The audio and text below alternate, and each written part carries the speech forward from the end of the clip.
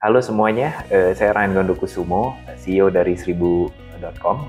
Hari ini kita bakalan ngobrolin soal beda investasi sama akuisisi.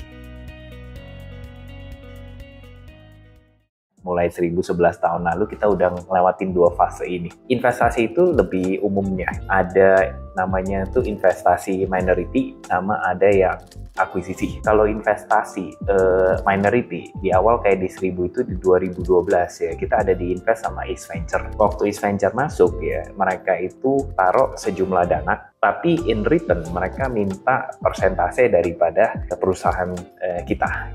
Dan persentase yang diminta itu pasti minor persentase gitu. Minor tuh artinya kurang dari 50% gitu. Karena kalau di Indonesia itu lebih dari 50% kepemilikan suatu perusahaan itu artinya udah majority gitu ya. Artinya resiko daripada East Venture sebagai venture capital lebih kecil gitu. Resiko paling gedenya tuh adanya di kita ya sebagai founder daripada pemilik bisnis gitu. Karena resikonya itu tetap daripada perusahaan atau founder sendiri, maka proses untuk kita mendapatkan investasi itu jauh lebih mudah. Prosesnya itu biasa, pertama habis kita meeting, kita buat pitch deck-nya, kita buat projection 5 tahun ke depan mau seperti apa, kita juga mention kita butuh dana seberapa gede, terus kita agree sama valuasinya, semua settle, kita buat agreement atau term sheet, tanda tangan, nah udah selesai perubahan akta, duit masuk. Nah, akuisisi, kita barusan terjadi ya, akuisisi Seribu oleh perusahaan Jepang namanya Mainavi gitu. Jadi, Mainavi sekarang udah majority di atas 50% gitu. Jadi, kayak saya sebagai founder di Seribu sendiri, saham saya udah lebih kecil daripada Mainavi gitu ya. Dan proses akuisisi ini 3 kali lebih susah sebenarnya daripada hanya investasi saja. Alasan paling simpelnya adalah karena ketika sebuah entity akuisisi sebuah perusahaan, artinya semua resiko daripada perusahaan itu akan pindah ke entity baru yang mengakuisisi. Kalau misalnya perusahaan tersebut tuh ada utang besar, ada history yang tidak bagus ya, semua itu akan jadi bebannya si pemilik baru lah, kurang lebih kayak gitu. Proses akuisisi itu biasanya calon pemilik yang baru itu mereka akan buat namanya proteksi. Oh, kalau ternyata habis diakuisisi baru ketemu ada satu utang yang tadinya nggak dideklar gitu. Jadi dia bisa kita mau minta kayak jaminan, itu bisa tereksekusi gitu, tergantung daripada agreement yang terjadi gitu. Proses ini sangat lama ya, karena selain kita harus buat projection juga setelah diakuisisi strategi company mau ke arah mana ya, di sisi lain kita juga mesti ngobrolin tentang semua klausel atau agreement yang jauh lebih kompleks daripada ketika mendapatkan minority investasi ya, atau investment aja gitu.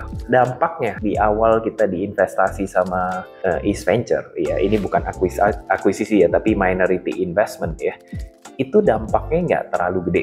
Yes, kita jadi ada satu pemilik saham yang baru, yang dimana kita tiap bulan mesti report ke mereka, kasih lihat hasilnya seperti apa. Tapi di sisi lain juga secara operasional masih kita semua yang pegang gitu. Jadi nggak banyak perubahan, cuma kita harus manage ekspektasi. Setelah akuisisi, ini perubahannya cukup gede. Intinya kita sekarang jadi anak perusahaan daripada perusahaan parent company yang namanya Mainavi ini. Mainavi ini di Jepang sangat gede, dan mereka sangat compliance driven.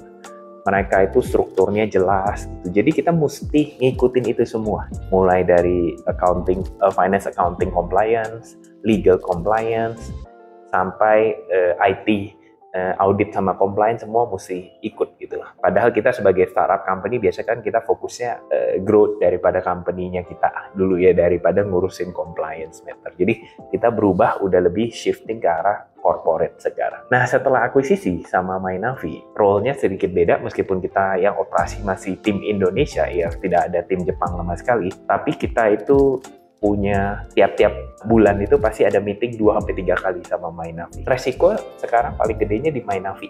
Oleh karena itu mereka juga sangat concern Mereka mau ngelihat pertumbuhan kita sesuai target atau enggak gitu. Kalau saya dibanding dulu jauh lebih capek sebenarnya karena aktivitas lebih banyak lagi gitu. Tentunya sekarang kayak mereka tuh bos barunya kita. Kesimpulannya ya di sini buat teman-teman, ketika kalian mau mendapatkan pendanaan, investasi dan akuisisi itu dua hal yang sangat beda gitu. Jadi tergantung juga kalian punya planning tuh apa ke depannya. Kalau kamu lihat kayak oh ya saya cuma butuh investasi nggak terlalu gede ya, dan saya masih pengen punya kontrol daripada company saya, mungkin plan A untuk dapetin investasi itu lebih cocok. Tapi kalau misalnya kamu ngerasa bahwa oh ya nih company udah di titik dimana company udah gede ya, dan kelihatannya ini ada potensial calon pembeli daripada company yang bisa bantu untuk grow company kita lebih gede lagi, dan kamu juga mau fokus ke sustainability misalnya gitu, maka cocok untuk nyari company yang bisa acquire